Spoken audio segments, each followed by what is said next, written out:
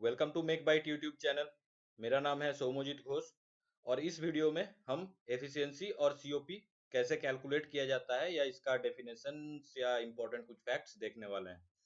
अब last video में हमने सेकंड लॉ ऑफ थर्मोडायनामिक्स और उसका एप्लीकेशंस जो है मतलब हीट पंप, रेफ्रिजरेटर और हीट इंजन के बारे में देख लिए थे। अब वो जितना डिवाइस है वो कितना इफेक्टिव है वो जानने के लिए या फिर वो कैलकुलेट करने के लिए उसका वो कितना इफेक्टिव है, हमें एफिशिएंसी और सीओपी वाला जो कॉन्सेप्ट है ये जानना हमें बहुत जरूरी है, हमारे लिए बहुत जरूरी है। तो इस वीडियो को अपने जितने भी दोस्त मैकेनिकल इंजीनियरिंग में पढ़ रहे हैं उनके साथ शेयर कीजिए और वीडियो को एंड तक देखिए। तो हमने जो पहला टॉपिक यहाँ पर उठाया है वो है एफिशिएंसी। अब क्वेश्चन ये आता है कि हम एफिशिएंसी किस टाइप का डिवाइसेस के लिए यू कैलकुलेट करेंगे।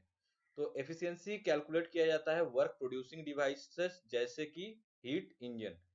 तो हीट इंजन ये सब के लिए जितना भी मतलब हीट इंजन हो गया या फिर मतलब हमें वर्क जो देगा इस टाइप का डिवाइस के लिए आउटपुट में वर्क मिल रहा है, इस टाइप का डिवाइसेस के लिए हम एफिशिएंसी कैलकुलेट करते हैं। अब एफिशिएंसी होता क्या है? एफिशिएंसी होता है वर्क कितना, वो जो डिवाइस है वो कितना वर्क डेवलप कर रहा है डिवाइडेड बाय उसमें कितना हीट सप्लाई किया जा रहा है। और मतलब एफिशिएंसी तो होता वही है, मतलब आउटपुट डिवाइडेड बाय इनपुट। अब उसका अगर हम परसेंटेज में वैल्यू लेंगे तो 100 से मल्टीप्लाई कर देंगे। तो ये जो डायग्राम है ये एक बेसिक हीट इंजन का डायग्राम है। तो हम इसी से समझेंगे कि एफिशिएंसी क्या होता है। तो यहाँ पर जो हॉट सोर्स है वहां से QH अमाउंट ऑफ हीट हम हीट इंजन में सप्लाई कर रहे हैं और जितना भी हीट हम यूज नहीं कर पा रहे हैं वो QL अमाउंट ऑफ हीट वो सिंक में डिस्चार्ज कर रहे हैं।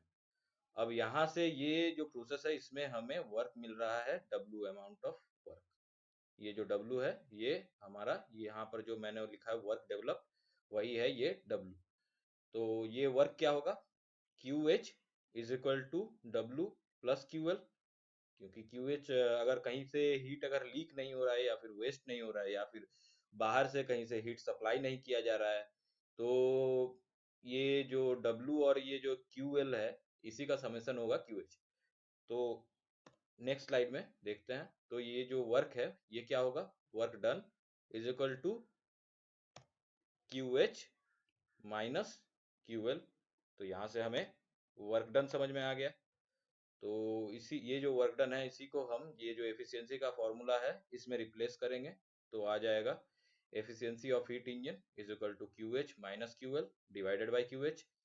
तो ये हमारा जो फाइनल एक्सप्रेशन है ये हमें देगा किसी भी हीट इंजन के लिए एफिशिएंसी।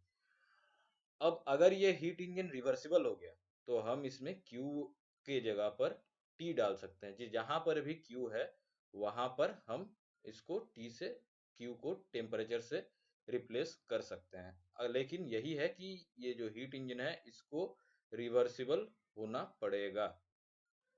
तो ये एक चीज याद रखना है कि अगर ये रिवर्सिबल है तो हमें हीट का कैलकुलेशन करना ही नहीं है, बस उसका टेम्परेचर डालना है और हमें एफिशिएंसी मिल जाएगा। तो अब आ जाते हैं कोएफिशिएंट ऑफ परफॉर्मेंस पर। तो हम कोएफिशिएंट ऑफ परफॉर्मेंस कैलकुलेट करते हैं वर्क एब्जॉर्बिंग डिवाइसेस के लिए, मतलब जिसमें से हमें आउटपुट के लिए उस डिवाइस में हमें वर्क इनपुट देना पड़ेगा। तो ऐसा कौन कौन सा डिवाइस हमने पढ़ा था, रेफ्रिजरेटर और हीट पंप। तो ये हीट इंजन नहीं है, ये होगा हमारा रेफ्रिजरेटर।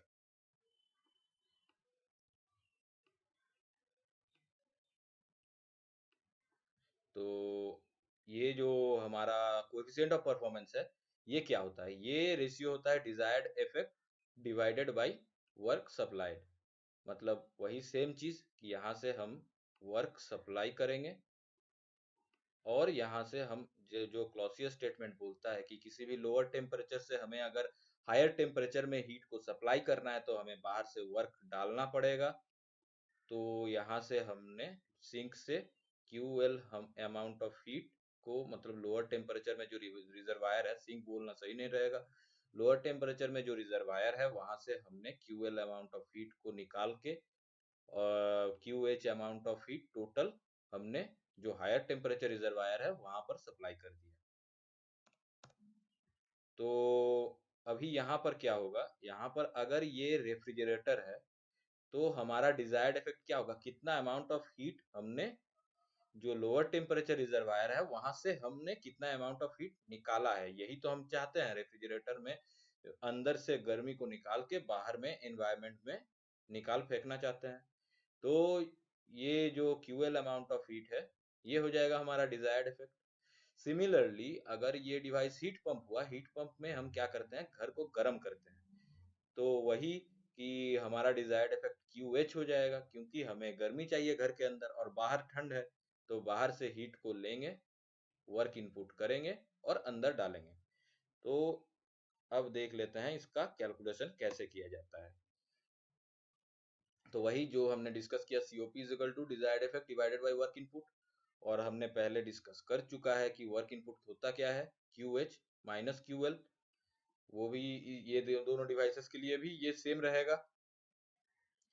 अब COP रेफ्रिजरेटर के लिए क्या है कि हमारा लोअर टेम्परेचर रिजर्वायर से जितना अमाउंट ऑफ हीट हम निकाल रहे हैं डिवाइडेड बाय वर्क इनपुट, और हीट पंप के लिए क्या होगा, हम जितना अमाउंट ऑफ हीट हमारा जो स्पेस है वहां पर भेज रहे हैं divided by work input. Similarly यहाँ पर ये दो फॉर्मूला देख लिए हैं।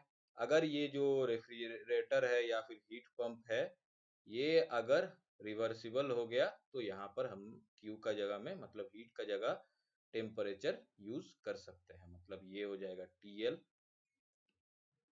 Divided by TH minus TL।